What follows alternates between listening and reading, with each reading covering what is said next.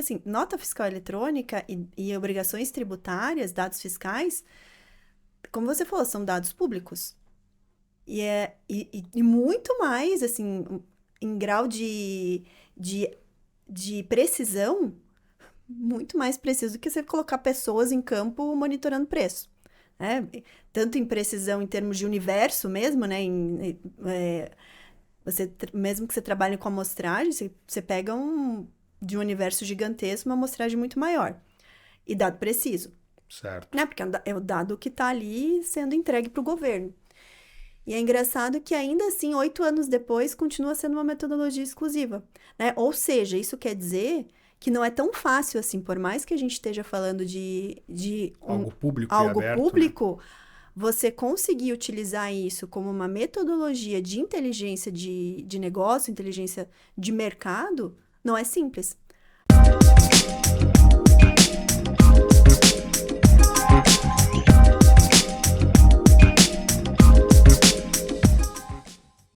Olá, seja muito bem-vindo, seja muito bem-vinda ao podcast Tributarista do Futuro, e aqui que discutimos estratégias que promovem o desenvolvimento econômico do Brasil, sempre unindo técnica tributária à inteligência de mercado para que as empresas possam crescer de forma ética, de forma sustentável. E muito prazer, eu sou Letícia Amaral, sou advogada tributarista de inteligência de negócios, sou a hostess desse podcast, e o episódio de hoje será para falarmos justamente de uma temática aqui ímpar, né? Uma temática muito peculiar e muito exclusiva do nosso podcast, que é inteligência de negócios.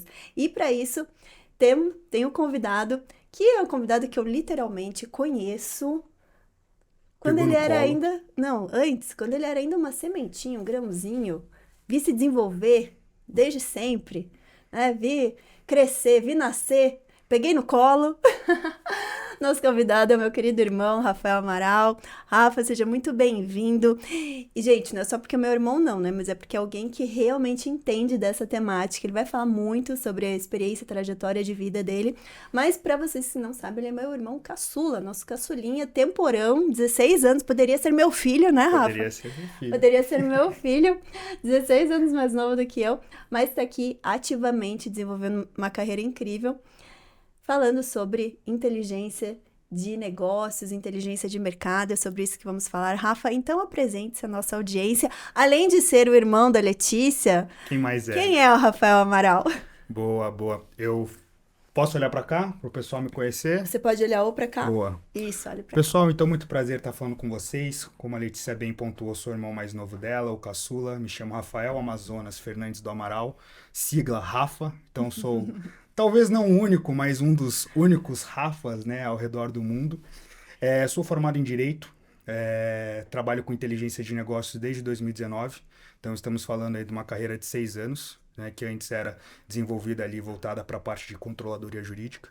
E é um tema que particularmente eu domino, conheço super bem, né? Então é uma trajetória que começou em Curitiba e atualmente está em São Paulo, né? Já estou aqui há mais de 3 anos participando aqui desse ecossistema que tem total relevância, né, Viu o para a economia empresômetro do nascer país. também, né, Rafa? Com certeza, veio o empresômetro nascer. Então a gente tem Ah, uma história bem legal que o empresômetro, quando você vai conversar com os donos, né, com os proprietários, todos têm uma história em comum, mas diversos têm ali alguns insights, alguns pontos de vista, né?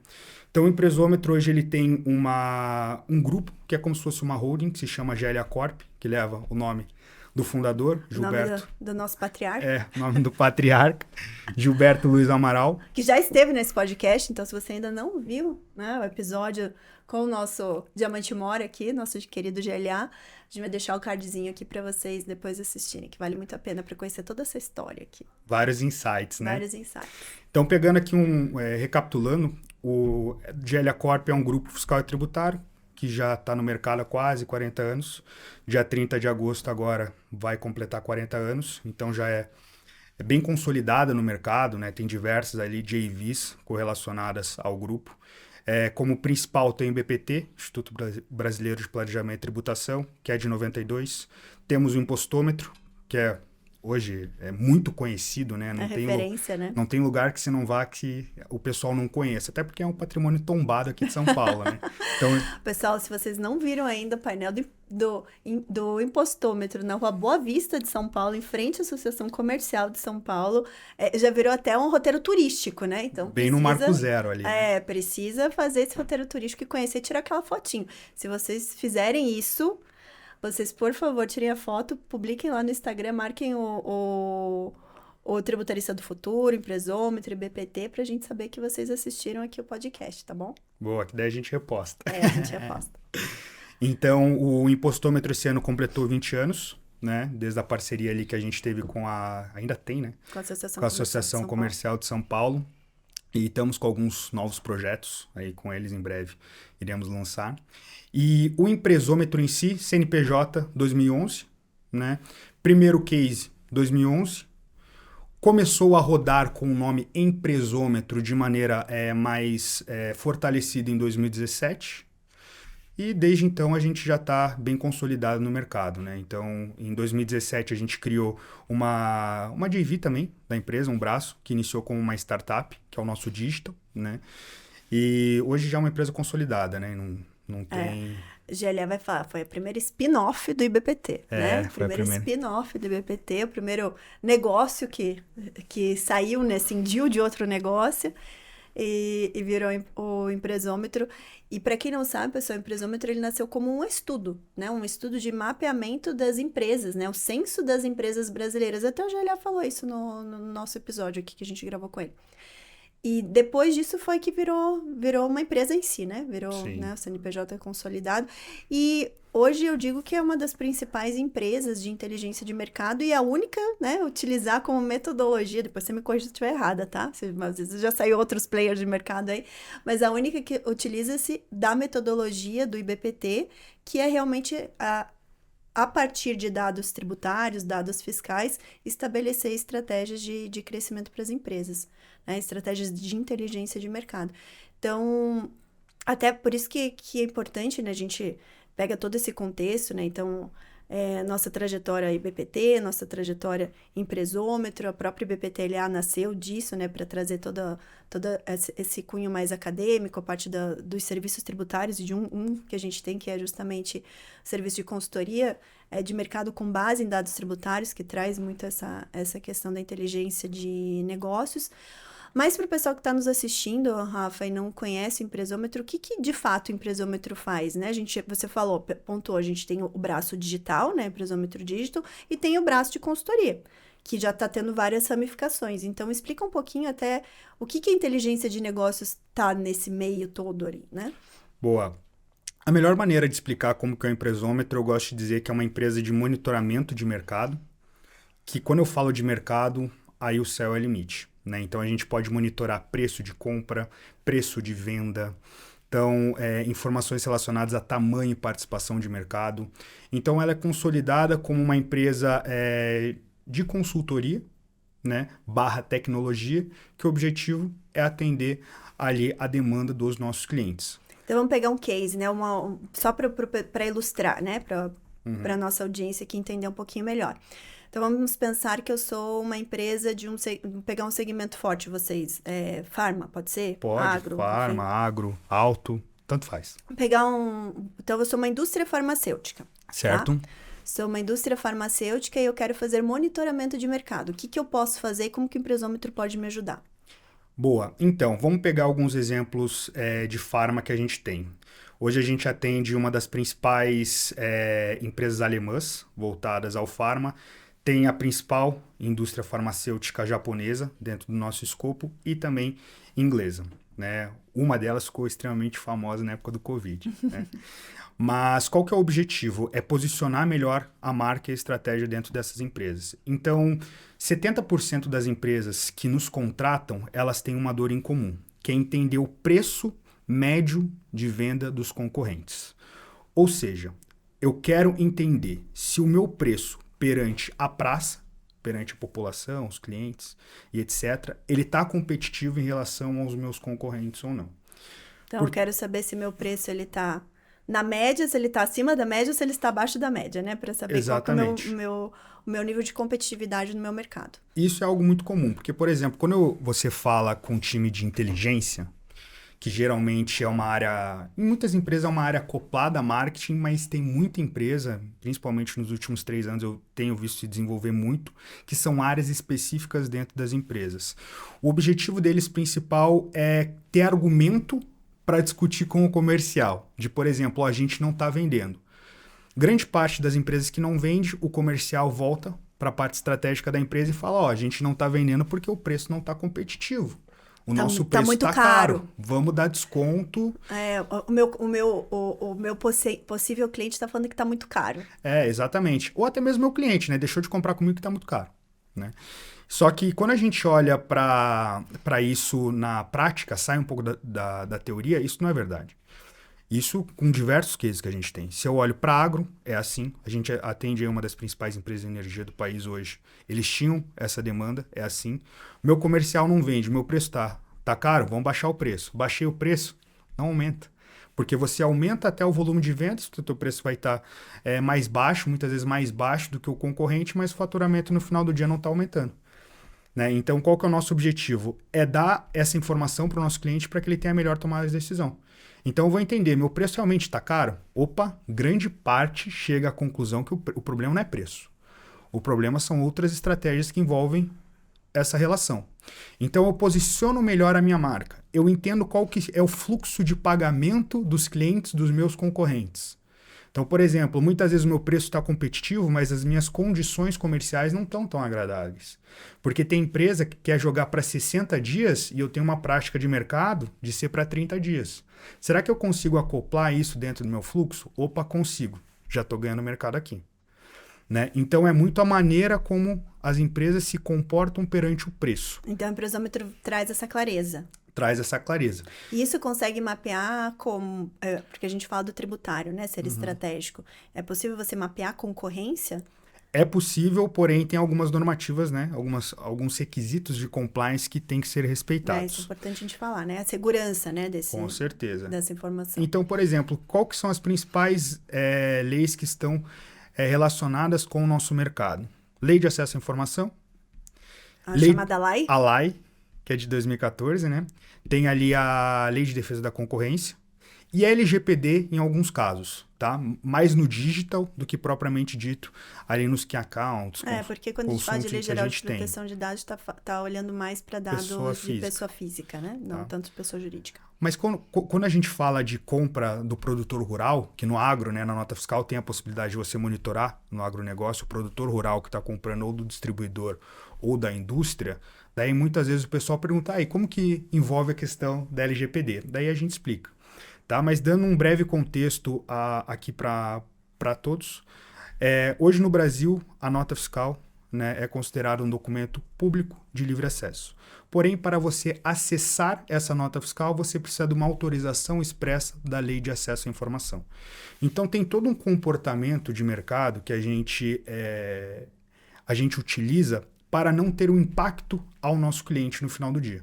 Porque se dá um problema de compliance, quem vai responder diretamente é a empresa que contrata. Né? Então, a empresa que fornece vai, né, será comprometida também, mas o nosso cuidado principal é com o nosso cliente. Sim. Então, o que a gente sempre coloca? Eu nunca vou te dar o nome da marca. Eu nunca vou dizer que o teu concorrente XPTO está praticando preço tal. Anonimizar eu anonimizo. O dado. Eu transformo a informação de maneira anonimizada. Que ele consiga tomar uma decisão respeitando compliance. E sempre prezando pela engenharia reversa também. Porque no final das contas ele quer saber como que o mercado está se comportando. Que eu digo da engenharia reversa, né? Prezando pela não utilização da engenharia reversa, né?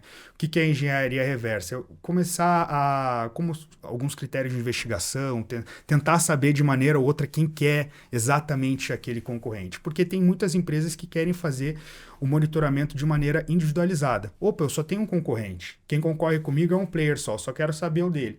Nesse caso, vocês conseguem me atender? Não, esse caso tem uma série de requisitos. A gente tem um número X de players, de concorrentes por canal que a gente precisa monitorar para respeitar ali a normativa de compliance. E hoje a gente utiliza muito inteligência artificial. Então, a inteligência artificial, ela possibilita que você entregue resultados muito assertivos, respeitando compliance, né? Hoje, quando a gente vai para reuniões de compliance com os jurídicos das empresas, a gente apresenta esse material da metodologia, da coleta, dos insights que a gente utiliza junto com a IA. Nível de aprovação é absoluto, assim, né? Então, é algo que a gente não tem esse E a IA problema. hoje vocês usam ela mais para... Como ela é parceira do Empresômetro hoje, a inteligência artificial? A gente tem uma parceria de IA, né, com uma das empresas mais consolidadas. Eu sempre vou procurar não dizer qual que é o nome dos nossos fornecedores, nossos parceiros e clientes, na grande maioria dos casos, por uma questão contratual, né? Tem alguns contratos que tem ali cláusula de confidencialidade, como eu não vou saber todos os contratos de cabeça. Mas é que é mais como que vocês estão utilizando, né? Mas como que a gente utiliza? Na frente comercial, tá? Todos os scripts de venda a gente utiliza com IA. Tá? Então, nossos scripts de venda eles são utilizados com inteligência artificial. Abordagem é IA, tanto na parte de disparo de e-mail marketing, quanto ligação, quanto WhatsApp. Então, a gente utiliza muito inteligência artificial para fazer esses mecanismos, na separação das cadências. E na parte da metodologia, construção, IA utiliza muito. Entendendo o comportamento de mercado de uma massa... Para ajudar a análise nas análises. Exatamente. Em alguns casos, a gente faz extrapolação, né? Mas isso depende muito do cliente. Tem alguns clientes que falam, não, eu quero informação bruta da maneira como você tem e eu vou extrapolar aqui. Ou não, eu quero fazer a contratação de um estudo, quero que vocês extrapolem. Só quero entender qual que é a metodologia. Quando você fala extrapolar, é o que? Analisar? Extrapolar, vamos pensar lá. Quando eu falo de informação de mercado, eu quero monitorar preço. Eu não vou monitorar 100%. Eu vou monitorar uma amostra. Que essa amostra ela pode ser de 15, 20, 30, 40, 50, 70, 80%. Né? Porém, quando a gente fala de market share e market size, que hoje é um dos produtos que a gente mais vende dentro do Empresômetro. E acho que é até legal, não sei se agora ou depois, mas explicar o que é, porque as pessoas não sabem exatamente o que é market share, o que é market size e market share, né? Vamos. Mas aí eu explico de maneira bem clara e bem ampla para o pessoal entender. Quando eu falo de share size, que é um tipo de serviço que a gente tem, para eu alcançar o tamanho desse mercado e a participação chegar em algo muito próximo a 100%, eu tenho que extrapolar. Então, essa extrapolação, a gente coloca um estatístico e a gente coloca uma IA. E eles trabalham de maneira conjunta. Então, a nossa operação, ela tem muito um aspecto humano, mas ela também tem muito um aspecto tecnológico. Porque a inteligência artificial, ela, lá no Empresômetro, é o que a gente fala muito. Ela não substitui o humano. Eu não acho que substitui. E lá no Empresômetro, todo mundo tem essa linha de raciocínio. Quando você fala com os C-levels, com os gerentes, ela tem uma função de acelerar o ser humano. O que é acelerar? Dar mais qualidade, dar mais performance nas coisas que ele faz dentro do dia a dia. Até porque a performance que a IA entrega depende do humano, né? Depende do humano ali dando o comando correto. Exatamente. E extraindo da melhor forma. Então, por exemplo, até quando eu vejo propagandas, eu vejo muita gente que fala assim, não é uma, duas pessoas não. Ultimamente no LinkedIn, no Instagram tem aparecido muito. Eu substituí 100% do meu time por IA, né? Tem Isso bastante. é muito um discurso de venda, né? Sim. Mas se a gente... vi você deve ter visto também um anúncio da pessoa em cima da mesa, falou, isso aqui mesmo estava todo cheio de humanos, todos S10, agora eu troquei pela IA. Então, a gente sabe que até um ponto, sim, a gente também usa SDR/IA, né, para atendimento. Mas tem um momento que vai precisar ter alguma intervenção humana também. Sim. Em algum momento, o humano... E até para que a SDR/IA, ou enfim, qual for a função da IA, possa performar bem, precisa ter um bom treinamento, né? Sim. Até aí, assim como uma pessoa normal, um humano, ela precisa de treinamento. Obviamente que uma vez treinada, ela entrega performance, entrega agilidade em muito mais escala do que humanos. Mas eu entendo o seu ponto aí de falar que a IA, ela vem para acelerar, para gerar escala, né? Crescimento escalável. Então, hoje, por exemplo, se a gente for dividir em todos os setores que a gente tem lá, tem um setor que a gente chama de EDI, né? Que é Gestão de Dados Inteligentes.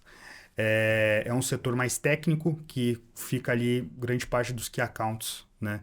Das nossas consultorias. O pessoal utiliza muito IA lá. Né? E qual que é a qualificação desse pessoal que trabalha lá? Eles são de tecnologia? São de tecnologia, né? Então, por exemplo, vai ter lá arquiteto de banco de dados, vai ter engenheiro de software, né? Então vai ter ali áreas correlatas à TI, né? Tecnologia de informação. Então, claro que tem outras formações acadêmicas também. Então, por exemplo, existe lá, tem gente que é advogada lá, né? Tem uma formação, uma graduação jurídica. Tem administradores lá. Só que, por exemplo, essa galera trabalhou em grandes empresas. Então, a gente trouxe de grandes empresas, né, para entender como que as grandes empresas, que são os nossos clientes, eles pensavam para melhorar a nossa qualidade de entrega. Legal. Né? Então, e esse pessoal utiliza muito inteligência artificial. Porque quando a gente fala de base de informação, até 5 anos atrás, era algo muito manual. Uhum. Então, para você fazer entregas, você tinha que colocar um analista ali, o analista ficar gerando informação via Excel, e era algo que demorava muito, demorava dias, demorava semanas. Hoje, com inteligência, a inteligência não faz 100%, mas é um braço que ajuda muito. Sim, isso era Né? demais. Então, ele ajuda muito o analista, o estatístico, naquilo que eu acredito que seja o mais importante, que é o tempo. Uhum. Né? Que é algo que ele é extremamente valioso. Então, ganha muito tempo. Consegue Acelera em acelerar as 40%, entregas, 50%, né? 60%. E é algo que a gente já vem implementando há mais de 2 anos e tem tido bons resultados de NPS. Então, hoje você falou que o principal insumo de extração de dados para a construção das estratégias que o empresômetro presta, entrega para os clientes, é a nota fiscal eletrônica. E, além disso, quando a gente vai pensar em empresas de inteligência de mercado, muitas ainda entregam dados mapeando mesmo preço, né? Campo, né? Campo. Isso é muito comum. Hoje já não são tantas empresas que utilizam isso, mas hoje, se a gente for falar de empresas de inteligência que são bem consolidadas no Brasil, tem empresas australianas, empresas americanas, inglesas, eles utilizam muito trabalho de campo, mas eles também utilizam muito inteligência artificial. O empresômetro não utiliza trabalho de campo, tá? É algo que a gente não coloca dentro da nossa operação, porque a nossa estratégia é nota fiscal eletrônica, É o dado fiscal em si, né? Conhecimento do transporte, CTE. Porém, a gente utiliza muito IA para poder fazer as extrapolações. E quando a gente faz um comparativo, isso é dado, hein? Isso é informação que a gente rodou NPS, porque geralmente grandes empresas elas não contratam só um fornecedor de informação. Ela vai ter lá 3, 4. Então, se eu pego uma empresa que tem um faturamento de 1 bilhão, ela não vai ter um único fornecedor de informação, ela vai ter 3, 4 no mínimo. E a gente sempre roda NPS para entender como que está a performance das nossas entregas e também para ter um insight comparativo em relação às demais. E os nossos principais clientes, eles nos passam um dado que ele é muito significativo para nós, que hoje as informações do empresômetro, elas são de, no mínimo, 4 vezes mais assertivas do que outras informações concorrenciais, informações de mercado. E eu acho até porque o empresômetro ele está no mercado desde 2017. Certo. Desde 2017. Então, a gente está em 2025, a gente está falando de 8 anos. Quando a gente fala em presômetro no mercado, é mais tempo, tá? Então, por exemplo, se a gente for rodar assim, de quando é o CNPJ do empresômetro que a gente utiliza hoje? 2011. Mas se a gente for pegar o empresômetro com essa nomenclatura empresômetro e com essa metodologia, a gente está falando de 2017. Mais recente. É mais recente. Então, a gente está falando de 8 8 anos. Uhum. Mas o meu ponto é, em 8 anos...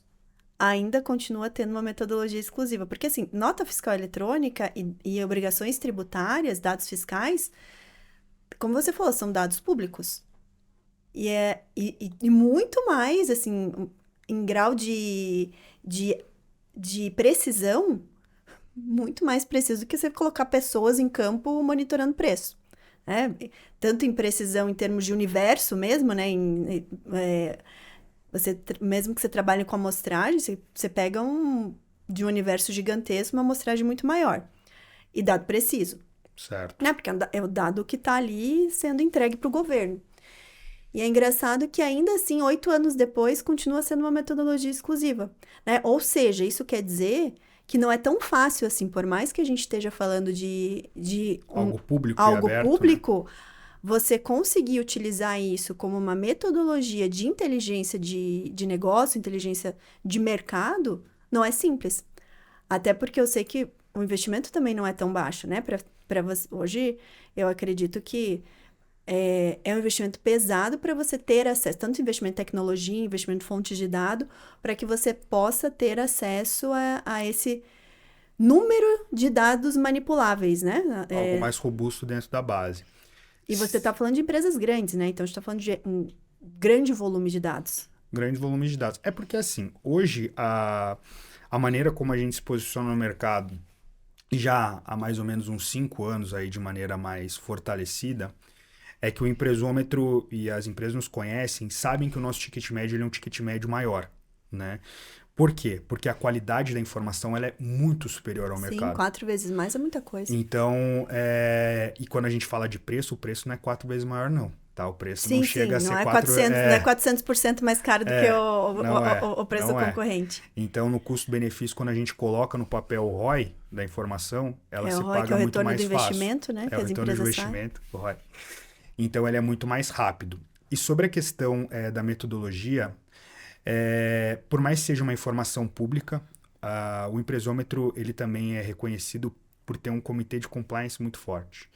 Né? Então, nós temos um comitê de compliance e governança que ocorre todas as quartas-feiras.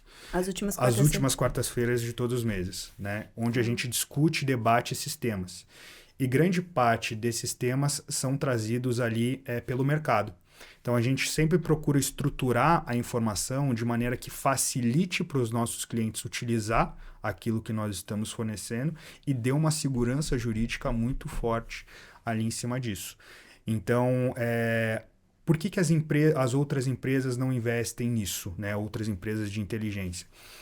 Pode ser por uma questão estratégica, metodologia, cada empresa vai ter a sua metodologia, não cabe aqui falar qual que é melhor, qual que é pior, cada empresa tem sua metodologia. Para algumas coisas a performance é melhor, para outras questões ali prevalecem mais. Mas a nossa construção sempre foi em cima disso por conta dos projetos iniciais, né? Os projetos iniciais, quando a gente iniciou ali atendendo informações do mercado alto, né, há 15 anos atrás, já tinha uma metodologia muito próxima. Há 15 anos atrás ainda não tinha lei de acesso à informação, né? Então a estrutura ela era um pouquinho diferente. Mas a qualidade da entrega ela sempre teve esse viés, sempre foi focada em entregar algo mais robusto de informação, com um ticket médio mais alto. Mas por quê? Porque para gerar informação também é mais caro. Sim. Porém, em contrapartida, a qualidade da informação que eu dou para o meu cliente ela é muito maior. Vamos voltar só, já que a gente fez toda essa explicação, mas voltar um pouco mais na parte conceitual, quando você falou de market size e market share, que eu acho que são premissas muito relevantes, relevantes quando a gente está falando de inteligência de negócios, né? Então, para a nossa audiência que não está familiarizada com esses termos, explica um pouquinho mais o que seria. Market share e market size, ao pé da letra, size tamanho, share participação. Todo mercado que eu vou entrar, ou que eu vou entender, falando em terceira pessoa, tá? Eu preciso entender como que é esse mercado. Então, não adianta eu ir para pricing, monitorar preço, se eu não sei o tamanho do meu mercado. Isso é algo muito comum. Muitas vezes... Até para você saber, vamos pensar, pegar até conceitos matemáticos, né? Vamos pensar em universo e amostragem, né? Exatamente. Então, se a gente for pensar em tamanho de mercado, seria o meu universo. O meu universo, então você quer monitorar preço, tem que primeiro saber qual universo que você está trazendo. Para você entender a amostragem. Exato, para você poder entender a amostragem e o que você vai trazer daquele universo. Então, acho que fica fácil pensar quando a gente fala market size, tamanho de mercado, seria esse universo, dentro do mercado que você vai fazer o monitoramento. Exatamente. Vamos dar um exemplo aqui mais prático, olhando para um viés jurídico. Tá? Então, por exemplo, o tamanho do mercado jurídico. Quantos escritórios de advocacia tem no Brasil hoje? Vamos pensar lá que tem 150 mil. Exemplo, tá? Não estou falando de advogados, estou falando de escritório de advocacia. Advogados é mais de 10 vezes, né? Esse valor. Advogados já passamos dos 2 milhões aí há algum tempo. Então, é um valor muito, muito alto. Então, vamos entender. Tem 150 mil escritórios de advocacia. Eu vou já aplicar minha participação em cima desses 150 mil? Não. Porque não vão ser esses 150 mil que vão concorrer diretamente comigo. Então, o mercado jurídico é algo, mas quando a gente vai afunilando, vamos pensar em como se fosse filtros. Eu vou aplicando filtros, eu vou reduzindo o tamanho desse universo. Então, por exemplo, eu sou um escritório tributário. Se eu pego aqui desses 150 mil, jogo tributário, vamos pensar que caiu para 10%. Então, sai de 150 mil, vou para 15 mil. Eu tenho que olhar, eu atendo a nível Brasil, eu atendo a nível regional, a nível municipal. Quais que são as premissas, né, do meu modelo de negócio? Então, eu vou aplicando para conseguir entender qual que é o tamanho do meu universo de maneira mais clara. No nosso caso, quando a gente faz esse trabalho... Mais nichada também, né? O teu Exatamente. universo dentro do teu nicho.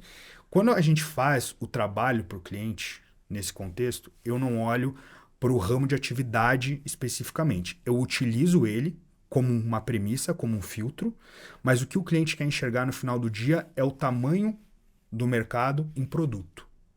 Então, por exemplo, vamos pegar aqui um produto que é medicamento, que a gente estava falando de farma. Dentro de medicamento, eu quero saber só remédio para dor de cabeça. Então, quando eu olho para remédio de dor de cabeça, eu vou entender o tamanho daquele mercado. Quantos players participam e qual que é o Pareto, o 80-20 desse mercado. Quando eu analiso essas informações, eu sei aquilo que eu quero chegar. Então, vamos pensar que eu sou uma empresa consolidada, sou uma empresa grande, estou entre as 10 principais dentro de um nicho. Eu vou querer saber tudo, mas eu sei que quem vai concorrer comigo são 5, 6, 7, 8. Né? Não vai ser todo aquele universo. Então, eu vou afunilando. A partir do momento que eu tenho um entendimento bem amplo de qual que é o tamanho desse mercado, eu vou entrar com a estratégia de share, que é entender a participação. Qual que é a minha colocação dentro desse ranking? Então vamos pensar lá. Eu sei que eu estou entre os 10 principais. Eu sou entre uma indústria, eu sou uma indústria farmacêutica que quando olha para medicamentos, remédio para dor de cabeça, eu sei que eu estou entre as 10 principais do Brasil hoje. Qual posição que eu estou? Opa, a nível Brasil, eu sou o número 5. Se eu olho para nível região, Norte, Nordeste, Sudeste, Sul, Centro-Oeste, qual posição que eu tô? Tal. Vamos pensar que se eu olho em cada um dessas regiões, minha posição ali em média vai para sexto. Eu chego a nível estado, aí eu diluo, né? 26 estados, tem Distrito Federal, aí você vai entendendo exatamente para onde você quer olhar. Para daí você entrar com uma estratégia de pricing bem estabelecida. Então, já sei o tamanho do meu mercado, já sei a minha participação. E você pode ter estratégias de precificação diferentes de acordo com a região que você quer. Com certeza. Que você quer aumentar a tua participação. E aí volta, né? Quando a gente estava falando do market size, então entender esse universo e entender de uma forma nichada, né? Que universo você quer trabalhar. E pro market share, né? Que daí é a fatia que você ocupa daquele mercado, que é importante você saber justamente para estabelecer estratégias de ocupar uma fatia maior. Né? Então, por exemplo, nessa situação que você trouxe, né? De uma empresa que é do segmento de produção de medicamentos para dor de cabeça.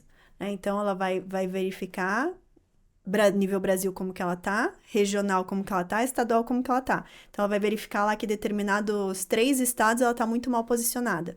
Né? Então, o share dela ali tá muito baixinho em relação aos concorrentes. Então, ela tendo clareza sobre essa informação, ela vai poder fazer uma estratégia, não apenas de precificação, né? Não apenas de price, mas até comercial, né? Até estratégia de marketing também para poder elevar aquela participação ali.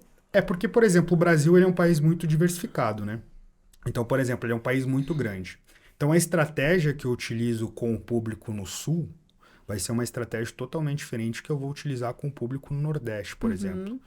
Então, e quando eu entro nos estados, também é diferente. Sim. Então, por exemplo, a estratégia que eu vou utilizar na Bahia é diferente da estratégia que eu vou utilizar no Rio Grande do Norte, por exemplo. Então, o que o pessoal, geralmente, quando nos contratam, as empresas, elas fazem? Elas entendem o tamanho e a participação desse mercado para depois aplicar uma estratégia de price. Aí eu consigo oceano azul, né? Consigo navegar super bem. Por isso que é importante ter clareza da informação, que é justamente esse o papel, né? De quando você faz uma estratégia de inteligência de negócios, ali, inteligência de mercado, que você vai entregar essa informação, com base na informação você capacita o teu cliente a tomar decisões estratégicas, né? Então, acho que esse é o grande... É o grande diferencial ou o grande X da questão ali, a importância de você investir em inteligência de negócios, né? Sim. Uma dúvida que sempre surge quando a gente fala de inteligência de negócios, né? Hoje, no nosso contexto atual, quando a gente fala de obrigações tributárias, acessórias, nota fiscal eletrônica, você falou ali de CTE, nós estamos falando muito de produto. né? Muito mais para quem comercializa. Até porque o modelo hoje de nota fiscal eletrônica ele está muito mais disseminado para produto. Como que você... E aí, claro, né, que a gente, quando você faz esse mapeamento, você entrega melhor essa estratégia. Como que você tem visto esse cenário com tanta mudança, né? Agora a gente já tem a nota fiscal Brasil eletrônica, temos todas essas mudanças de cenário de reforma tributária. Isso vai melhorar ainda para ampliar estratégias de inteligência de negócios para outros segmentos que às vezes tinham mais dificuldade nesse mapeamento? Quando a gente fala sobre a questão da reforma tributária, o ano passado a gente até lançou um estudo, né, do agro, muito focado no agro, que debate esse tema, né? Então, ele tinha como título, né, entender se o agronegócio estava em crise ou não. Né? Porém, a gente já evidenciou temas ali da reforma tributária. E dentro da reforma tributária, a gente tem que ter uma estratégia de precificação muito clara e muito eficaz para que a gente não tenha nenhum tipo de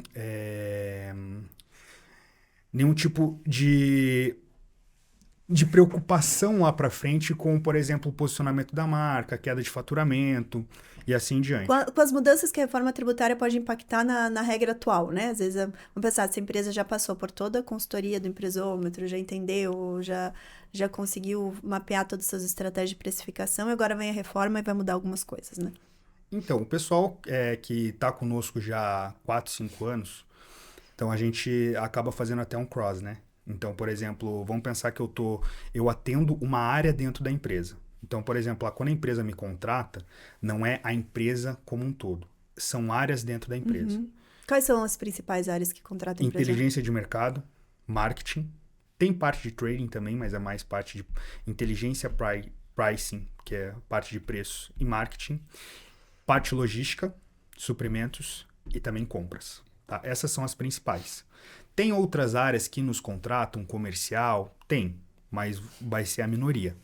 Até porque ainda em muitas empresas não existe uma área de inteligência de mercado ainda, né? Às vezes tem umas empresas que ela se funde com marketing também, né? Então, se a gente depende muito da vertical. Por que eu digo isso? Quando eu vou para a indústria, e quando são indústrias maiores, então vamos pegar lá, vamos sair de SMB. O que é SMB? Small Business, né? Aquelas indústrias menores.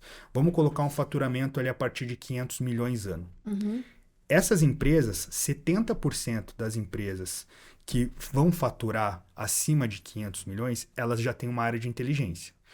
Isso não significa que é uma área consolidada, porque a gente tem muito cliente lá que fatura acima de 1 bi, que o time de inteligência de mercado tem 1, 2, 3 pessoas.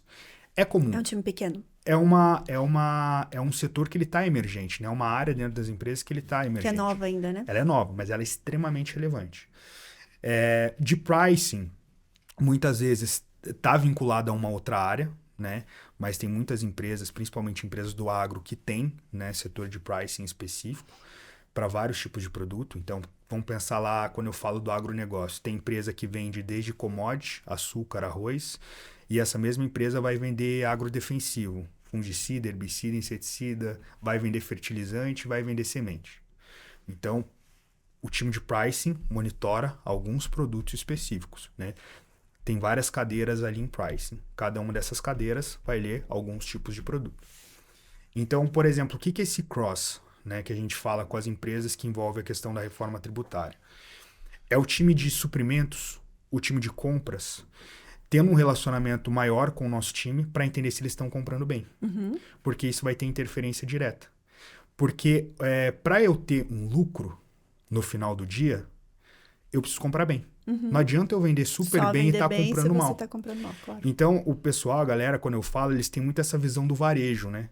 E tem muita gente que pensa assim, não, mas isso só funciona para varejo. Porque o varejo ele vai ter lucro se ele compra bem. Da indústria para trading, para quem importa, já não é assim.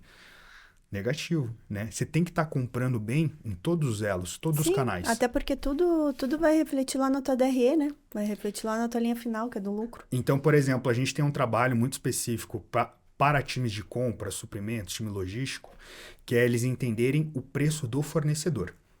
Será que o fornecedor que eu compro, ele está praticando o melhor preço para mim? Ou ele está me vendendo esse preço pelo nome que eu tenho no mercado? Será que na quantidade que eu compro, uma empresa, vou dar um exemplo, uma empresa de 1 bilhão de faturamento, eu compro lá 1.000 toneladas de algum produto. Quando eu compro essas 1.000 toneladas, ele me vende o preço da tonelada a tanto. Será que quando ele vende para uma empresa que fatura 150 milhões, que compra essa mesma quantidade, uma quantidade muito próxima, o preço médio que ele pratica é semelhante ou tem uma distorção pelo meu tamanho? Isso acontece. Isso acontece em muitos casos. A gente atende tanto empresas médias, né? Temos clientes lá que vão faturar seus 300, 400, 500 milhões e temos empresas com faturamento a partir de acima de 300 bilhões de reais, né? Que são empresas aí que estão entre as 10 maiores do país hoje. Isso acontece tanto nas empresas que faturam 500 milhões até a empresa que fatura 300 bilhões. Então, muitas vezes o fornecedor, ele aplica a precificação por quem é a empresa. E para ter uma compra bem eficaz, eu tendo esse monitoramento de maneira efetiva, conseguindo contornar isso numa estratégia bastante qualificada, o meu impacto da reforma tributária é menor. Então, essa já é uma estratégia que a gente está aplicando com os nossos clientes, porque, querendo ou não, a reforma tributária é um tema que começaram a discutir o ano passado. Né? Tanto é que foi um painel dentro do nosso evento, mas hoje já é algo que já está muito mais frequente e tende a ser mais frequente daqui para frente.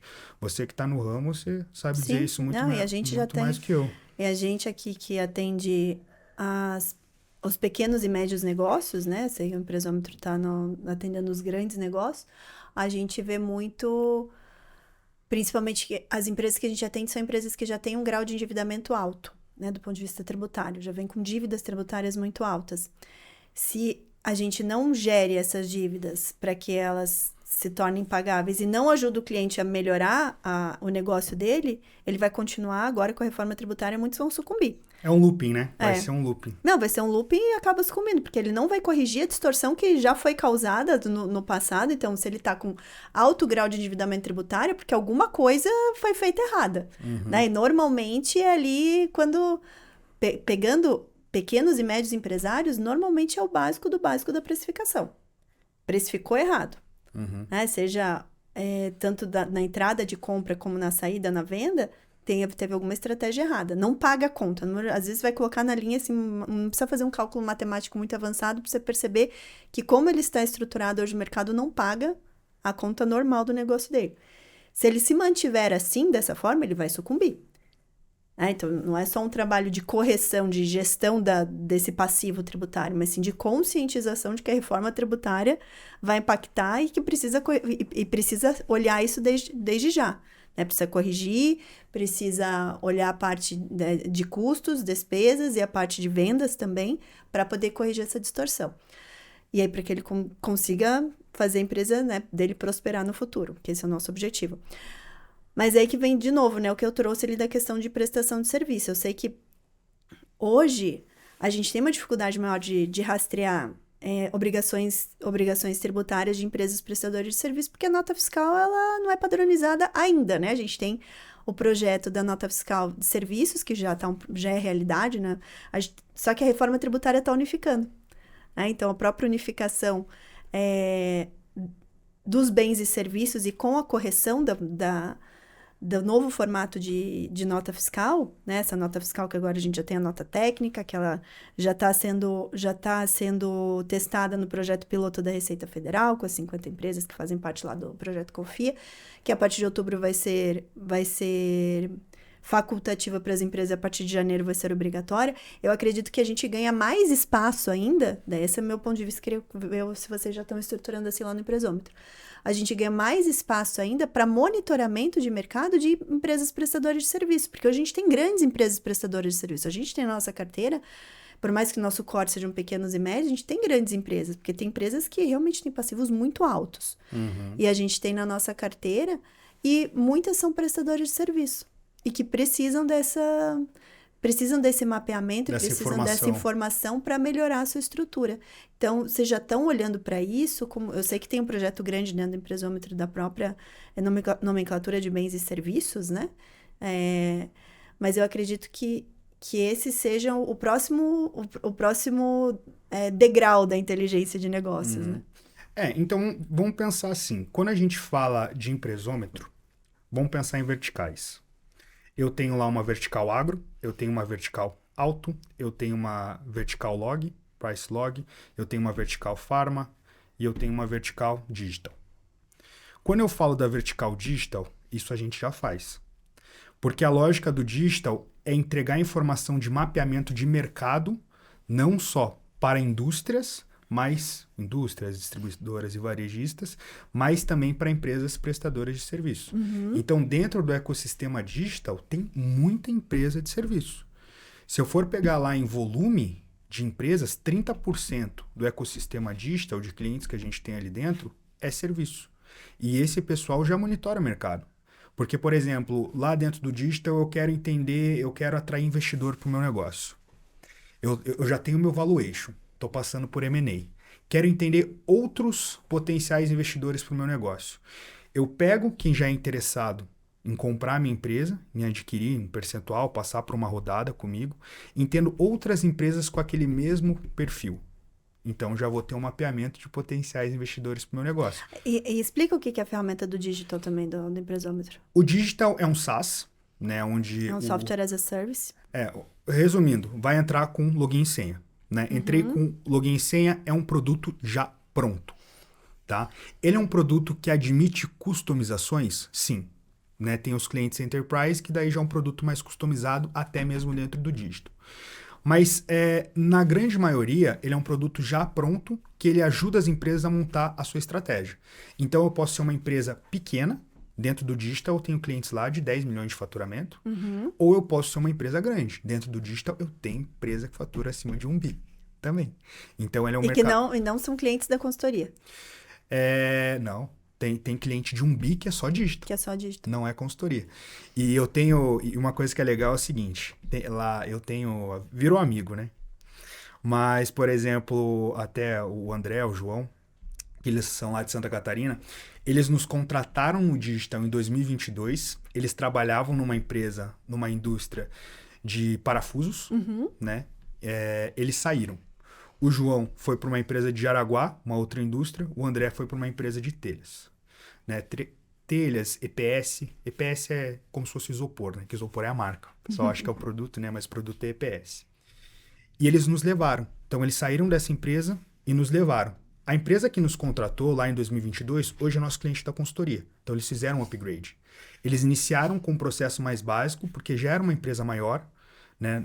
Já não é uma empresa small business, fatura mais de 500 milhões, mas era uma empresa que tinha um nível estratégico em construção. Construiu dentro do digital e migrou para a consultoria.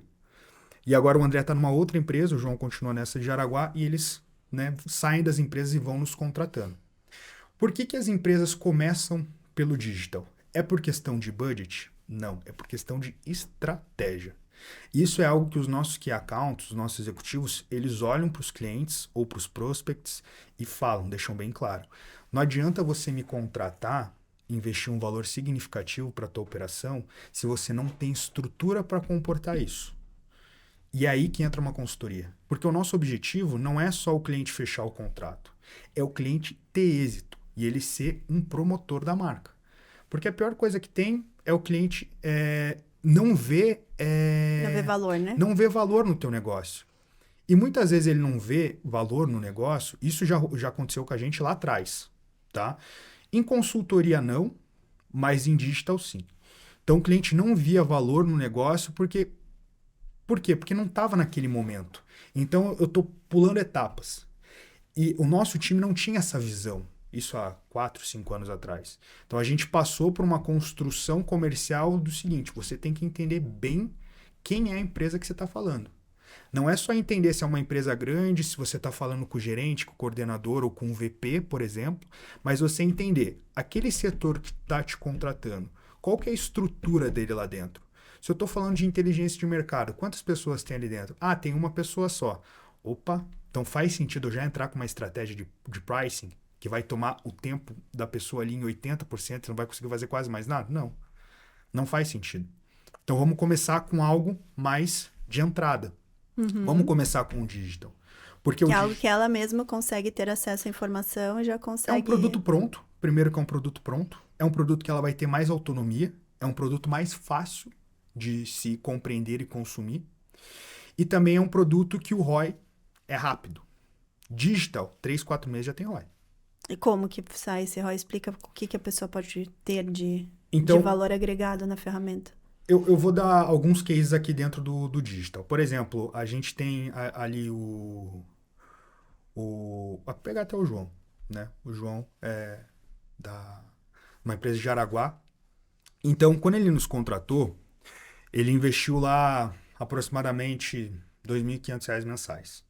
É um valor para SaaS que ele não é um valor tão baixo. Sim. Mas ele é um valor que, em comparação a serviços mais robustos, ele é um ticket médio mais enxuto. Por isso que tem que ver o retorno disso, né? Porque como que ele mensurou se o é caro ou se é retorno barato, depende do retorno. Exatamente. Então, qual que era a estratégia dele? Eu quero aumentar minhas ativações. Eu quero aumentar, né, as minhas estratégias de pontos de vendas alcançados. Então, eu vou começar aqui com um exemplo, tá? Vou dar um exemplo. Com Santa Catarina. Quantas empresas em Santa Catarina compram o produto que é meu carro-chefe de vendas? Uhum. Vamos pensar que o meu carro-chefe de vendas é colete, certo? Eu quero entender em Santa Catarina quantas empresas compram colete. Tá. Opa, em Santa Catarina tem 10.000 empresas que compram esse tipo de colete. E como que você sabe que é esse tipo de colete? Lá dentro do digital, eu consigo criar algumas características, né? Pro lead que eu vou prospectar. Então, por exemplo, eu quero entender empresas de faturamento entre 50 milhões ano até 100 milhões ano. Eu quero empresas que já estejam consolidadas no mercado, então eu quero empresas com no mínimo 15 a 20 anos. Eu quero pegar só a indústria inicialmente e eu quero empresas que comprem a NCM tal. O que é NCM? Nomenclatura comum no Mercosul. Todo produto que é vendido hoje no Mercosul, não só no Brasil, ele tem uma codificação. Uhum. Essa codificação ela é utilizada para questões tributárias também, né? Então, o ICMS ele vai em cima... Ele serve como base de alíquotas de vários tributos, né? Principalmente IPI, ICMS, PIS, COFINS. Então, dentro dessa NCM, eu vou vender alguns produtos. E a NCM ela é um norteador. Quando eu vou, né, desmembrando, ela vai se tornando cada vez mais micro. Então, a NCM é macro. O que é micro? É SKU, E, descritivo. Mas ele mapeou pela NCM. Qual que é a NCM? Colete. Colete. Quantas empresas compram esse colete hoje no estado de Santa Catarina? Opa, 10.000 empresas. Dessas 10.000 empresas, quantas são indústrias? Opa, 2.000 empresas. Dessas 2.000 indústrias aqui, quantas têm mais de 15 anos e quantas vão faturar entre 50 e 100 milhões? Que é meu ICP, meu perfil ideal de cliente, né? Vão ser 500. Opa, eu vou nessas 500. Eu vou pegar essas 500, dessas 500 eu quero saber só quem tem contato de WhatsApp. Porque a minha cadência vai ser o WhatsApp. Tem muita empresa que utiliza só o WhatsApp. Sim. Né? Tem um pessoal hoje que não liga mais normal, liga pelo WhatsApp. Isso é uma estratégia muito comum também para venda de empreendimento, né? Então, eu tenho alguns amigos corretores e também quando o pessoal de corretagem me liga, é só pelo WhatsApp. Porque no WhatsApp a probabilidade de você atender ela é muito maior. Porque você não pensa, a Vivo não vai me ligar no WhatsApp. Não é. Então, não é o call center ali da operadora de telefonia que fica te ligando 50 vezes no dia. Então, por exemplo, ou se é uma dívida que eu tenho ativa, não vai me ligar. Não é o banco me ligando aqui pelo WhatsApp. Não é a Receita Federal que vai ligar pelo WhatsApp. Exatamente. Então, eu vou pegar meu telefone e vou atender. Nem liga, né? Então, eu vou pegar meu telefone e vou atender. E a taxa de abertura para o WhatsApp é muito maior que o normal. E lá no digital você consegue colocar, só quero quem tem WhatsApp. Ah, legal. Então, o pessoal utiliza muito essa cadência. Dispara um texto, espera ali. Hoje tem vários programas que você consegue ver se a pessoa leu a mensagem ou não dentro do WhatsApp. Né? Tem a API de WhatsApp ali. Quem leu, eu vou ligar. Então, eu utilizo ali. Dessas 500, vamos pensar que a minha taxa de abertura, de conseguir contato, é 50%. Tá, e aqui eu tô sendo bem pessimista, né? Porque quando a gente olha para o WhatsApp, o número de pessoas que te atende é superior a 70%. Isso em testes que a gente roda com o cliente. Atendi, vamos pensar que é 50%. 250. 250 me atenderam. Desses 250, vamos pensar que 100 eu virei em oportunidade. Desses 100, vamos pensar que o meu carro-chefe de venda de colete, eu vendo no atacado, vai ser pedidos acima de 10 mil reais. Tá? Exemplo. Desses 100, minha taxa de conversão, vamos pensar, pegar uma taxa de conversão média, 15%. Isso não é uma taxa de conversão nem baixa, nem alta. É uma taxa de conversão média. Se eu fechar com 15, meu pedido mínimo é 10 mil, virou 150 mil. Sim. Já tive o ROI dentro do dígito, que é R$ 2.500 por mês, R$ 30 mil por ano. Multipliquei isso por 5. 5, já teve um ROI de 5 aí. Então, já paguei o digital por 5 anos. Então, quando eu falo de ROI em digital, é muito em cima disso. Tá? Ele é muito rápido, porque ele te dá as estratégias, ele te dá direcionamentos, e você vai ter o teu Key Account ali dentro. Então, o Key Account, ele te direciona. Né? Ele entende, tá, o que você quer? Vamos pensar lá no que é mais urgente, o que é desejável e o que está em segundo plano. Ah, o que é mais urgente? Cara, eu preciso vender. Tá. Toda a estratégia de venda para as empresas, o que é mais urgente é vender. Você tem que vender, de sair do vermelho, né? De aumento de números é venda. Começa com o departamento comercial, tem que vender. Então, ela é uma venda... Marketing comercial, né? Então, ela é uma venda bem estruturada, tá? Porque ela te dá um volume de informação bem significativo. Né? Então, o digital, ele não é uma solução só para prospecção. Ela tem uma solução de prospecção, mas que também não é o carro-chefe do digital hoje. O carro-chefe do digital hoje, que as empresas utilizam muito, eu pego esse exemplo de um cliente meu que hoje tem um faturamento superior a 1 bi, que também é de Santa Catarina, ele utiliza para ler market size dentro do digital. Então, ele lê market size pelo KNAI, que é o Cadastro Nacional da Atividade Econômica, né, onde a empresa registra. Quer entender o tamanho do mercado olhando para indústrias farmacêuticas. Ele vai te dar tudo. Vai pegar se a KNAI... Lá pega se a KNAI principal ou secundário também? Até os 18 secundários. Né? E você pode colocar, eu só quero quem é primário. Quem é primário, porque daí eu Exatamente. tô mais nichado. Então, vamos pensar lá. Estou pegando indústria farmacêutica. Coloquei lá dentro do digital. Opa, a indústria farmacêutica tem 10 mil no país. Dessas 10 mil empresas, tantas estão ativas junto à Receita. Dessas que estão ativas, tantas estão operando, que a gente tem um indicador lá, que ele não analisa só se a empresa está ativa perante a Receita, mas se é uma empresa que ela está atuando dentro do mercado. Então, está posicionando a marca em rede social. A gente consegue ver. Né? Então, consegue ver se a empresa está ativa em rede social também? Não vai te entregar, opa, tá ativa em rede social, mas é uma empresa que ela tá ativa. Tem um indicador que se chama indicador de atividade empresarial. Ela vai ver as movimentações da empresa dentro de órgãos públicos. Né? Vamos pensar lá, Ministério do Trabalho está registrando gente lá nos últimos 6 meses. E também se a empresa está emitindo muita nota fiscal, é porque ela tá ativa, né? É um ela É um indicador. Então, a gente vai conseguir fazer essa análise. Aí, o que o pessoal pega? Eles vão colocando os filtros para entender o tamanho desse mercado. Vamos pensar que quem nos contrata no digital já é diferente de quem nos contrata na consultoria.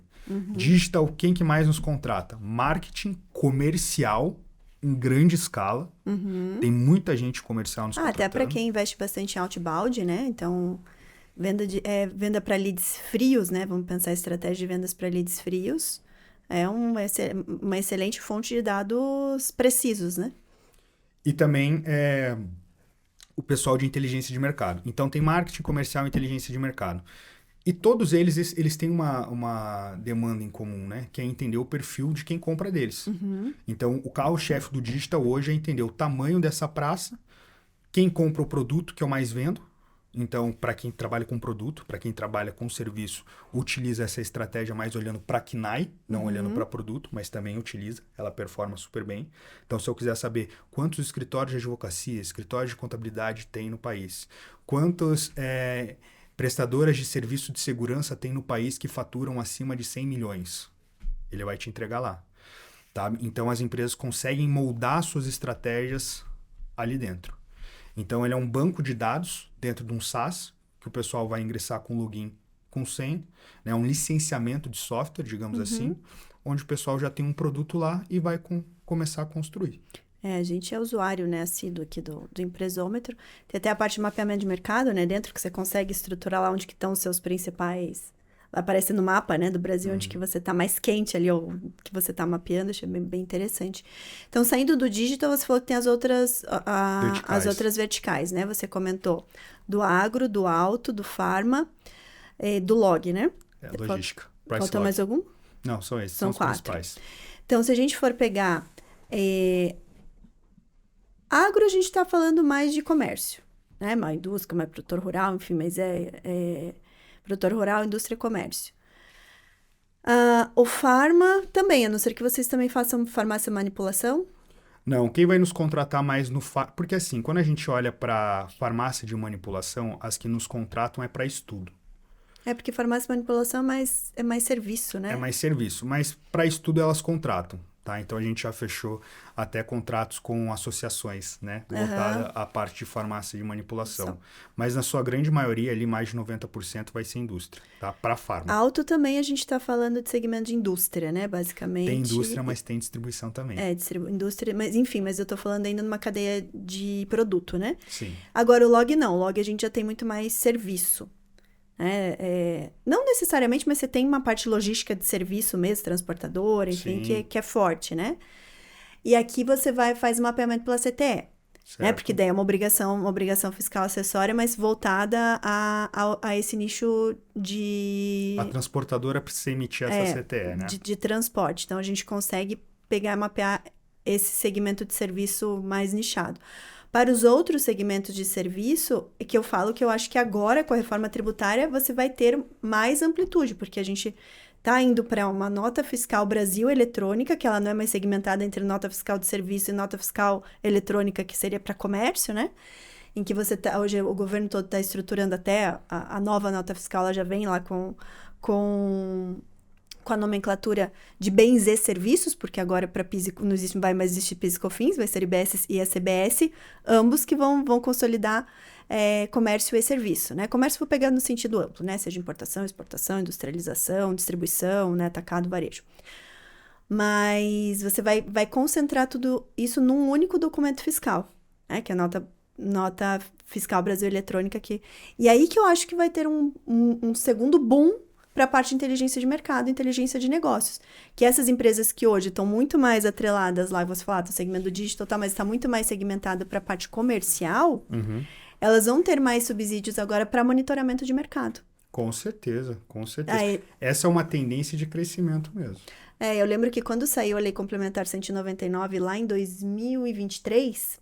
que ela veio um pouquinho antes da reforma, da Emenda Constitucional 132, que foi em dezembro, a Lei Complementar 199 veio no meio do ano, veio em julho. E ela veio justamente para trazer simplificação das obrigações acessórias e veio prevendo a nota fiscal Brasil eletrônica, né? Aí ali eu falei, nossa, vai aumentar muito o que hoje a gente tem mais restrito na inteligência de negócios para produto vai entrar em serviço, que é hoje a nossa dificuldade em termos de insumo, né, de dados, porque hoje não tem unificação de nota fiscal eletrônica de serviços, né, porque cada município tem a sua, nem todos entraram no projeto do SPED para nota fiscal eletrônica de serviços, mas agora nesse novo contexto, a gente vai ter sim uma amplificação na parte de inteligência de negócios, porque esses segmentos que são de serviços, e daí eu vou dizer, né, que aí o céu é o limite, porque a gente tem muita empresa prestadora de serviço, de vários segmentos, e eu digo que isso traz até uma oportunidade para nós, tributaristas de inteligência de negócios, porque o que eu digo, voltando até a minha fala anterior, o empresômetro, ele se consolidou, porque eu sei da complexidade da metodologia, por mais que eu não esteja no dia a dia do empresômetro, eu tô no nosso comitê de compliance, né? Sou presidente do nosso comitê. Então, eu sei das complexidades, eu sei do custo da operação, sei que é caro, né? A questão os dados são muito caros. E para nós que somos tributaristas de inteligência de negócios e que não temos um negócio tão bem estruturado como o empresômetro, a reforma tributária vai ser um outro oceano azul, porque vai permitir com que outros tributaristas de inteligência de negócios façam um trabalho muito similar ao que o empresômetro faz hoje para grandes empresas, mas olhando para esse universo de 22 milhões de CNPJs ativos no Brasil, que 26 milhões de CNPJs, já é outro número, tá mais atualizado. 26 milhões de CNPJs ativos no Brasil, que cerca de 90% deles é composto de microempresas e empresas de na verdade, MEI, microempresa e empresa de pequeno porte, né? Então, você vê o universo de oportunidade para quem estiver preparado a ir além. Porque é o que a gente fala, o tributarista de inteligência de negócios, ele une a sua expertise, a sua inteligência tributária, a sua expertise tributária, à inteligência de mercado. A entender isso que a gente está conversando hoje, market size, market share, como que a gente transforma o dado tributário em estratégia de crescimento para as empresas, mas levando para um universo mais amplo, que são as micro e pequenas empresas, que também precisam disso. Também é muito importante para a micro e pequena empresa saber monitorar o mercado. Por que hoje não monitora? Primeiro, porque falta conscientização.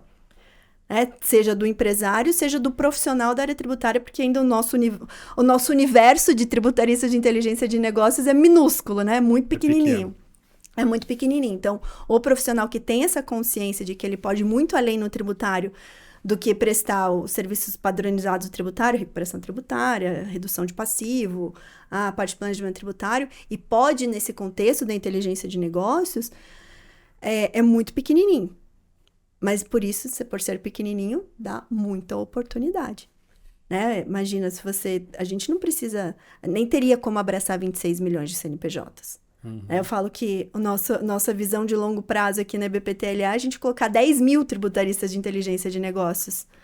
Eu tinha colocado um para cada 200 CNPJs, mais ou menos. Não, tem que aumentar já, né? Um para cada 250. Agora já está indo para quase 300 CNPJs para atender. É muita coisa. É muita coisa. É muita coisa. E para o MEI, essa estratégia faz muito sentido pelo seguinte. O MEI, quando ele estrutura a empresa, não é que ele não tem a possibilidade de entender o mercado, né? Mas é porque muitas vezes a prioridade de quando ele abre, ela é outra. Então, por exemplo, um MEI, quando ele abre um negócio, independentemente seja produto, serviço que eu vou abrir, o foco dele é o quê? É a atração de clientes. Eu quero atrair novos clientes para fechar a venda e ter um break-even, né, em tanto tempo. Seja 2 anos, 3 anos, 4 anos, vai depender muito do modelo de negócio. O break-even, para o pessoal que não sabe, é você chegar a igualar o Ficar teu no investimento à tua receita, entendeu? Você não chegou a ter lucro ainda, você equilibrou, é ponto de equilíbrio, né? Break-even, ponto de equilíbrio ali do teu negócio, tá? É o 0 a 0, né? Digamos assim. Então... para alguns segmentos você tem que investir mais, né? Para muitos da prestação de serviço, não, né? Um cliente você já extrapola o teu break-even, né? Mas, por exemplo, então, é porque também o mercado não disponibiliza tanta informação para o microempreendedor individual. Então, por exemplo, se eu sou um microempreendedor individual, pense que eu estou abrindo hoje meu CNPJ, eu não tenho receita nenhuma. Grande parte da galera já pega a grana que tem para investir em tráfego, tá?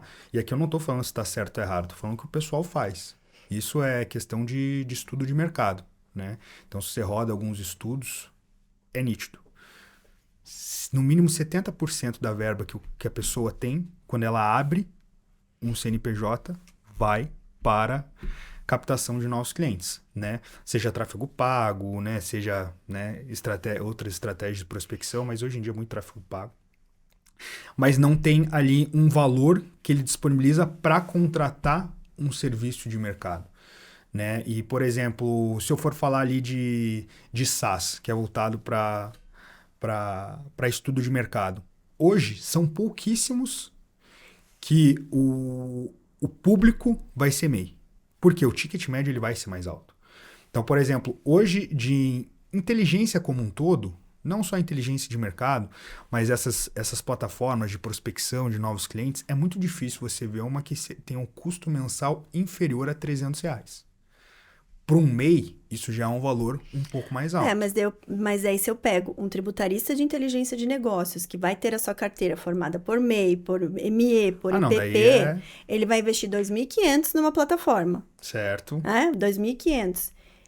E se ele pega esses R$2.500 e presta serviço como um diferencial de mercado, agregando valor na sua prestação de serviço, que vai sair do mais o mesmo, que eu falo, né? Chega de mais o mesmo. Vai sair do mais o insumo tá ali. Então, e o digital, ele vai se atualizando conforme as regras tributárias vão se atualizando. Então, daqui a pouco, se a plataforma hoje já tá boa, imagina com toda a fonte de dados de notas fiscais que vão mapear serviço também. Né? Então, vai ficar ainda melhor essa fonte de dados. E aí, para o tributarista de inteligência de negócios ter uma plataforma assim como a sua aliada, na sua prestação de serviços, isso é algo que se paga aí. É muito rápido, né? E também... Porque ele pode estar prestando lá, vamos pensar alguém que está começando e que é um contador, acontece muito na área contábil, né? O contador que ele quer já se posicionar como um contador mais estratégico, e a área tributária é estratégica, não? A estratégia dentro da contabilidade é a área tributária. Então, ele quer se posicionar como uma contabilidade, até porque o mercado da contabilidade está muito ameaçado pelas IAs, né? Pelas IAs, pelas contabilidades digitais. Então, ele quer se posicionar diferente no mercado. Então, ele pode colocar como um agregador essa prestação de serviço. Não, vou ajudar o meu MEI a crescer, sair do MEI. Ele vai sair do MEI e vai se tornar uma empresa do Simples. Então, se ele coloca isso como um diferencial de mercado que vai agregar valor na prestação de serviço dele, nossa, isso se paga... Então, não é o MEI que vai contratar diretamente, mas é o profissional que vai prestar consultoria para o MEI. E só um adendo aqui, para quem é parceiro do BPTLA, tem descontos também, né? Tem Então, desconto, é verdade. Esses 2.500 caem por terra, tá? Então, o pessoal que quiser até contactar, tem um desconto bem legal, tá? Então... a gente vai deixar, depois a gente combina de deixar aqui o pessoal vai deixar aqui na descrição do vídeo um link específico para quem quiser conhecer a plataforma do Empresômetro Digital, né, que tenha vindo do podcast, e também, aí se você for aluno, também o nosso contato para você falar que é aluno da IBPTLA e quer ter o teu desconto específico ali no Empresômetro. Não, com certeza. E para quem falar que veio pelo podcast, ó, tô garantindo 50% de desconto, tá? Só. Então já é algo bem agressivo para o pessoal utilizar e realmente ver que tem total fit com isso que você tá falando. Tá, então, gente, isso daqui é até melhor do que o meu pessoal da BPTL vai querer ser 50%, hein? Então, olha só, tem que falar que veio do podcast, hein? Esse aqui é exclusivo do podcast. Vim do podcast Tributarista do Futuro e quero meu desconto na plataforma digital do Empresômetro. Aí vocês vão ter o desconto. Boa, então só chegar lá, falar com o pessoal já tá avisado, tá? Daí a gente já começa a navegar a nível de cruzeiro, digamos assim, vai ser um prazer. E eu falo para os meus alunos da formação que o Empresômetro hoje é a nossa ferramenta de inteligência de mercado que você consegue agregar muito. E ainda, por mais que a gente saiba, ainda exige um nível de conscientização, por isso que é importante esse episódio aqui. Eu até vou colocar como aula complementar lá dentro da formação. Tem que assistir o episódio. Viu só? Não só para pegar principalmente os insights, né? Sim, as aplicações práticas, porque é justamente isso que nos diferencia. O que diferencia o tributarista ordinário, né, que fala do tributarista ordinário do tributarista diamante, é o conhecimento de inteligência de negócio, inteligência de mercado. É ser tributarista de inteligência de negócio justamente para levar um diferencial a mais para os seus clientes. E aí a gente pega um universo grande, né? Não é todo mundo que tá... E a gente nem precisa. Fala assim, é muito bom atender grande empresa, é muito bom atender grande empresa, só que você tem que ter uma robustez para atender grande empresa. Só que em termos quantitativos, a gente tem muito menos grandes empresas do que temos empresas menores. Então, para quem está agora na área tributária e para quem quer se tornar um profissional diferente no mercado, seja um tributarista de inteligência de negócio e saiba atender esse universo gigantesco de empresas que temos aí que ainda estão como MEI, como ME, como EPP, e que um dia você pode ser o elo, né? Você pode ser o elo para tornar essa empresa uma grande empresa também. Com certeza, daí é case, né? Daí é o baita case. Aí é case. Não, mas é o grande case que a gente sempre usa aqui tanto quando vai falar do EBPT, vai falar do Empresômetro, que é o case em que auxiliamos uma empresa que tinha 90 milhões de faturamento anual a chegar num faturamento de mais de 1 bilhão. Acima de 1 bi. Né? Então, esse é um baita case, né? Já utilizamos esse case há alguns anos. Né? Porque é um case realmente, né? É um case emblemático, é um case de uma empresa que... Não é que ela saiu, assim, com 90 milhões de faturamento anual com lucro. Não! Não tinha EBITDA, não tinha... Não, era uma empresa altamente endividada, né? Altamente endividada, com problemas com Polícia Federal, inclusive, que saiu desse patamar para uma empresa líder de mercado, a líder do seu segmento, com faturamento bilionário, com números totalmente saudáveis. Com lucro acima de 300 milhões de reais. Que só não foi para IPO porque não quis, né? Só não foi vendida porque não quis, só não foi para IPO porque não quis. Mas ela chegou até a divulgar alguns dados, né? Você joga ali no GPT, no Gemini... né? Em inteligência artificial você consegue ver, né? Então, por exemplo, quero saber o faturamento de tal empresa. Então vai aparecer o faturamento das empresas, aparece ali qual que é a margem de lucro que ela teve 2023, 2024 e muitas já vai ter ali qual que é o planejamento para 2025. Né? E não são somente empresas com IPO, tá? Então tem muita empresa que não é capital aberto, tá? Não está listada em bolsa, que se você joga lá, vai aparecer. E normalmente, né, quais são as empresas que têm esse Porque dado a empresa aberto? divulga também, né? São as empresas que precisam publicar os seus balanços, né? Hoje, pela legislação brasileira, as empresas com faturamento anual acima de 300 milhões de reais já são obrigadas a divulgar publicamente os seus balanços. Então, essas empresas, por mais que não estejam listadas na bolsa, elas não precisam nem ser SA, né? Não precisa nem ser SA de capital fechado, ela é obrigada a publicar os seus demonstrativos financeiros. Então, aí a inteligência artificial já consegue traduzir isso em números estratégicos, vamos dizer assim. Tem muita gente que utiliza até como mecanismo de prospecção, né? Então, utilizar isso a favor... eu vou ter lá, eu vou adaptar o meu business plan de aplicabilidade de prospecção. Opa, já sei que essas empresas estão no meu perfil, né? Aí você monta perfil lá, né?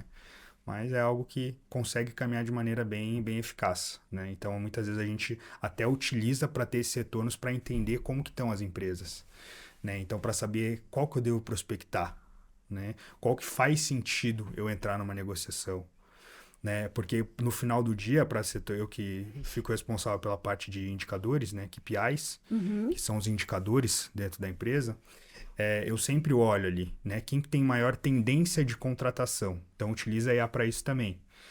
Quem que tem maior tendência de upselling, né? Que é crescer o contrato, não é só renovar. É você crescer o ticket médio do contrato, com contratação de outros serviços, trazendo ali uma contratação mais robusta. Então, é muito bacana por conta disso. Fica até se aumentar o seu LTV, né? É o LTV. O LTV é o ticket médio. Então, agora você falando, eu lembrei de uma coisa. Quando a gente citou esse case, o case da empresa que saiu dos 90 milhões para mais de 1 bi, toda a metodologia que eu já entrego na formação tributarista do futuro, que é construção da esteira estratégica de serviços tributários, que são os 6 serviços que começa pela gestão do passivo, vai para a recuperação tributária, planejamento, estudo, consultoria de mercado e governança, vem desse case, porque foi o case que a gente conseguiu aplicar 100% dessa esteira. E foi um case que você participou muito também. Participei dele quase que desde o início. Acho que eu peguei... Quando eu entrei... a gente tinha recém-contratado, assim, não fazia muito tempo. E peguei até o fim dele, né? Então, foi com base justamente nessa experiência desse case, que realmente foi um case de muito sucesso, que eu construí toda a metodologia que eu entrego hoje dentro da formação tributarista do futuro, que é justamente essa esteira e justamente fazer o quê? Começar com o serviço e ir aumentando tanto o LTV como o ticket médio, né? Então, você perpetuar a tua parceria, né? A tua prestação de serviço junto com o seu cliente, enquanto você estiver entregando valor. Né? E foi muito isso que a gente fez com esse cliente em especial, que a gente ficou mais de década com ele, né? Assim, e viu todo esse crescimento. Então... E já é um case que tem mais de 15 anos, né? Então, estava levantando um case, até esses dias a gente estava comentando internamente sobre esse case. É um case aí que já faz mais de 15 anos. O tempo estralou o dedo, passou, né? Uhum. Eu acredito que começou lá por 2005, 2006, porque eu vou... 2007. Eu voltei... Pelo menos... 2007, porque 2007 foi quando eu vim para São Paulo, né? Foi quando eu vim para São Paulo. E aí, quando eu voltei para Curitiba, foi 2011. Então, foi... Eu peguei de longe, assim, o começo, mas meio que acompanhando de longe, depois entrei nele quando voltei para Curitiba. Não, mas o bacana é que a gente tem vários cases, né? Ao longo desse ano, ao longo desse período. Então, por isso que eu digo, o nome empresômetro, ele é recente, né? Então, ele, né, tem aí 8 anos. Que a gente utiliza já sim, o essa marca, né? a marca, o branding empresômetro. Mas a metodologia, a aplicabilidade, os cases que a gente tem, eles são muito antigos. Né? Então, são cases aí, alguns até com 20 anos, né? Sim, de existência. Tempo. Então, é algo bem legal que vai fazendo com que a empresa se torne consolidada com o tempo. E uma questão legal, que eu até sinto quando eu falo com os clientes, é o seguinte. Não só clientes, mas também prospects. Antigamente, quando eu entrei dentro do ecossistema, dentro da operação, e eu ia falar com prospects, eu falava em empresômetro 2019. Era muito recente, o pessoal não conhecia. Então, utilizava muito o IBPT para alavancar a marca. O nome do IBPT para alavancar a marca. Opa, conheço o IBPT. Ou se não conheço o IBPT, conheço o impostômetro. O pessoal já conhece de longa data. Hoje já não. Hoje, então, por exemplo, quando a gente chega na prospecção, até prospecção outbound 100% cold call, o pessoal já conhece. Já conhece a marca. Já conhece a marca. É 100% dos casos? Não. Né? 100% vai ser aquelas empresas, né? Tipo a Coca-Cola. Coca-Cola, né? 100% das pessoas vão conhecer. Se a pessoa não conhece a Coca-Cola, em que mundo ela vive, né? Às vezes está realmente muito afastada da sociedade. Até quem não consome, né, refrigerante, crianças, assim, já sabe que é. Porque é algo que está muito presente no nosso cotidiano. No nosso caso, não. Nos outbounds, né, já tem um percentual muito relevante que nos conhece, tem um pessoal que não conhece, que é normal. Daí a gente inicia, né, do zero, aumenta o ciclo médio da venda, né? Que é o tempo entre que entra no teu funil ali, que você inicia a relação com esse prospect, que ele, né, se torna um lead, passa para prospect, posteriormente passa para cliente, mas já é algo que hoje em dia não tem a necessidade de se utilizar tanto mais o nome do BPT como tinha até 4, 5 anos atrás. Então, isso é até uma maneira que a gente consegue observar o crescimento da marca, né? E várias outras pesquisas que a gente roda, né? Então, a gente roda a pesquisa de win-loss também, né? Que, para quem não sabe, pesquisa de win-loss é você pegar o telefone. Isso é algo que lá é padrão, tem que fazer. Pega o telefone e vai ligar para quem não te contratou primeiro. Por que você não me contratou?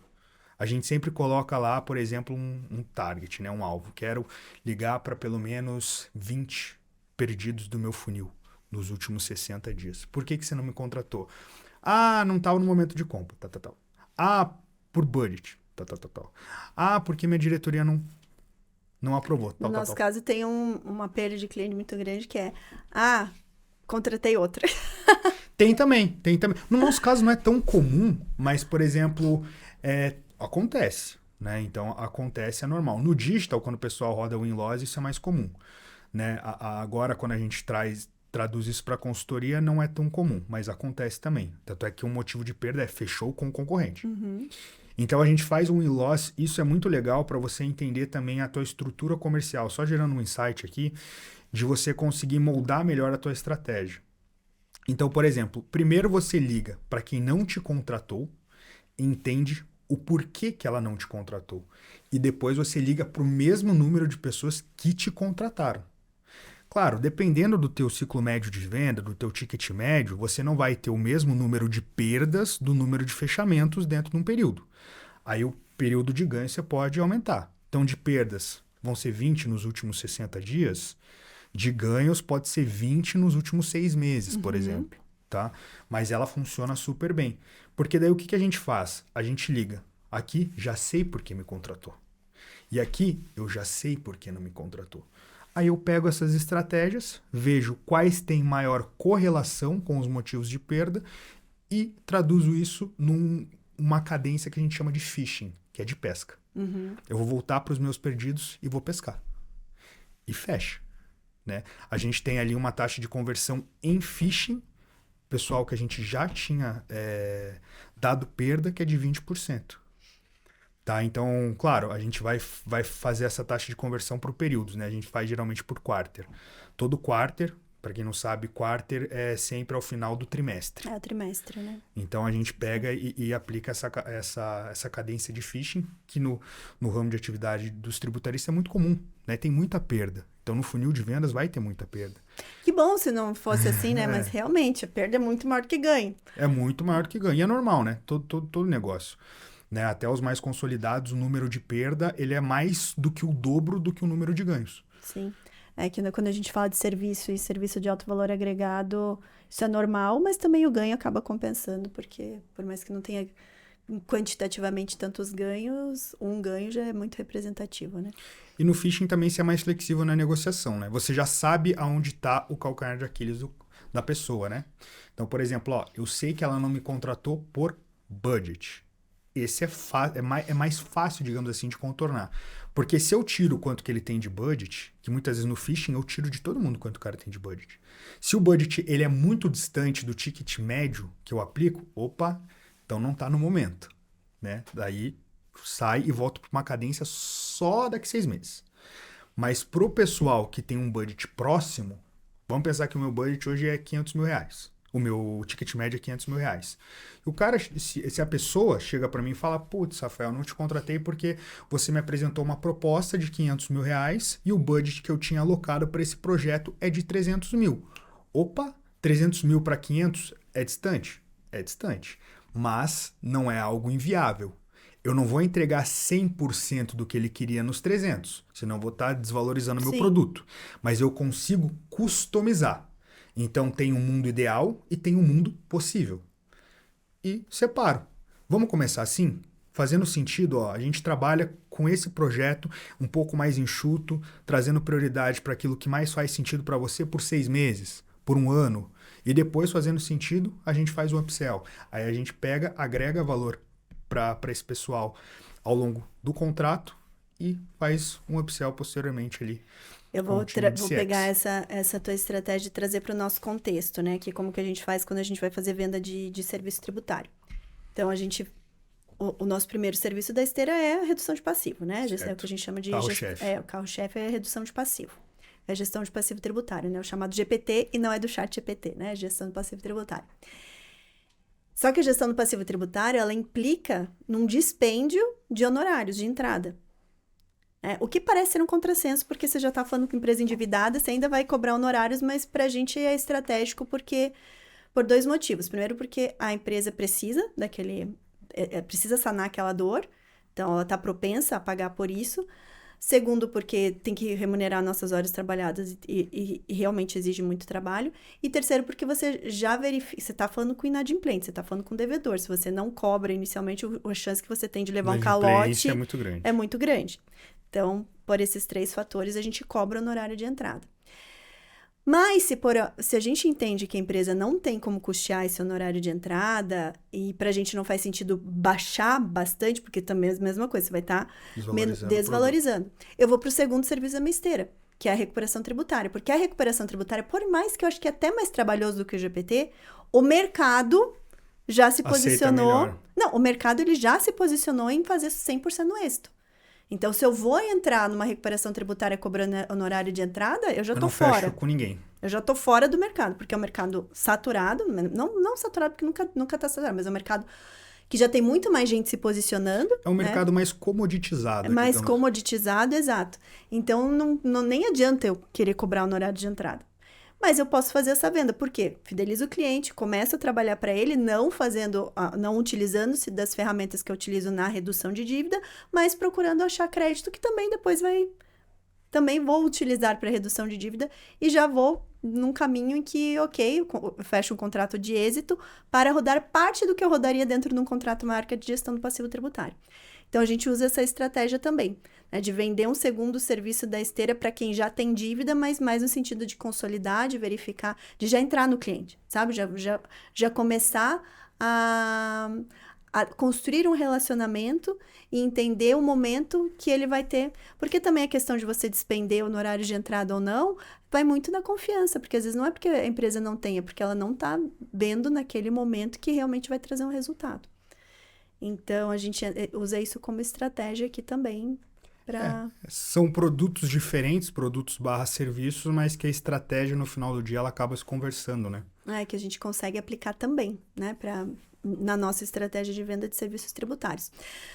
Mas, Rafa, já deixo um convite que talvez no próximo episódio a gente possa concentrar em estratégias comerciais, porque eu sei que também hoje dentro do empresômetro... Da estrutura, né? Da estrutura do empresômetro. É um dos skills, digamos assim, das habilidades. É o que você mais performa dentro do empresômetro na área comercial, né? Então, acho que dá pra gente marcar um segundo bate-papo aqui no podcast. E se você quiser, né, coloca aqui nos comentários.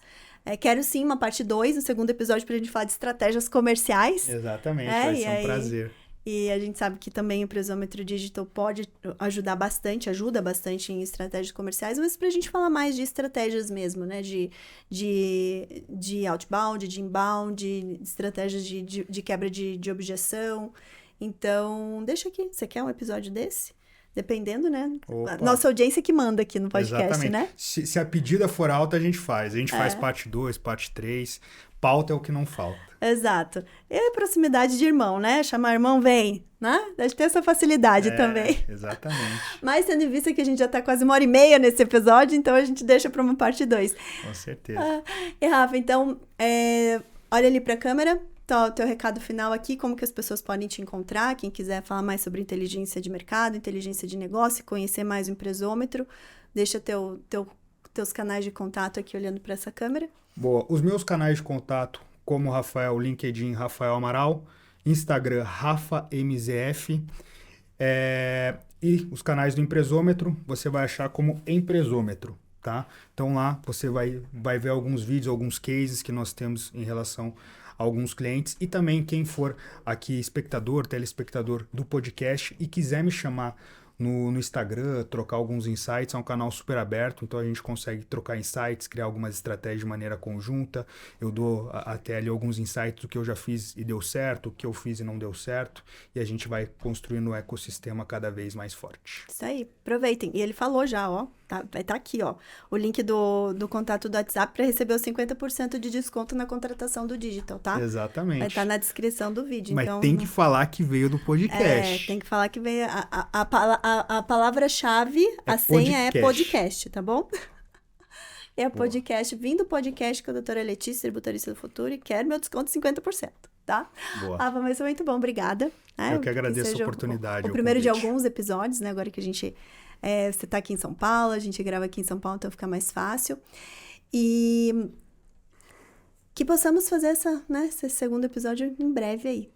Esse to-do, Exato. Fica o to-do aí pra gente fazer um bate-bola na próxima. Show de bola. Pessoal, a todos que nos acompanharam aqui, convido a se inscrever no canal, aqui se não estiver ainda inscrito, a também assinar o nosso podcast no Spotify, a gente também está no Spotify, tá? Então, se você está acompanhando pelo YouTube, nos acompanhe também pelo Spotify, é outra experiência lá. Também estou sempre acessível a vocês lá no Tributarista do Futuro, no Instagram, também tô no LinkedIn, tô no TikTok, mas o que eu mais acompanho é o Instagram, tá? Então me chama lá no Tributarista do Futuro. Se você for compartilhar insights desse episódio no seu Instagram, me marca, porque eu vou adorar saber que você está acompanhando aqui, eu vou te remarcar lá. Aproveita, curte também, né? Porque é importante para que esse canal cresça, para que a gente possa atingir mais pessoas aqui com conteúdo sempre muito relevante. Curte o episódio, compartilha com empresários, com outros profissionais da área jurídica, da área contábil, da área fiscal, que vão poder se beneficiar. E, dito isso, nos vemos no próximo episódio. Até lá, tchau, tchau. Tchau, tchau, pessoal. Se inscrevam no canal. Até rimou.